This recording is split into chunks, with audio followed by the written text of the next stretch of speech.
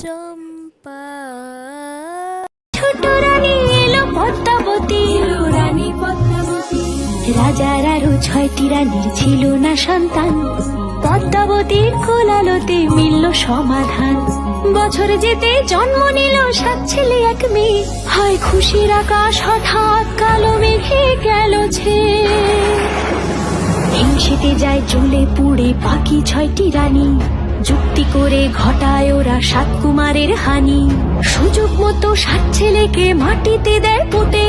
বাঁচে একা পারুল, ওরা পায় না তাকে ছুটে। ধাইমা বাজায় সেই মেয়েকে বড় করে তোলে। 7 ভাইকে পায় যে পারুল 7টে চাপা ফুলে। এত কিছুর পরেও রাজার বিপদ যে কাটে না। সূর্য নগরে সুখের সূর্য আর ওঠে না। হিংসা বিবাদ বিচ্ছেদ আর প্রেমের কাহিনীতে পারুল বোন কি পারবে 7 ভাই চম্পাকে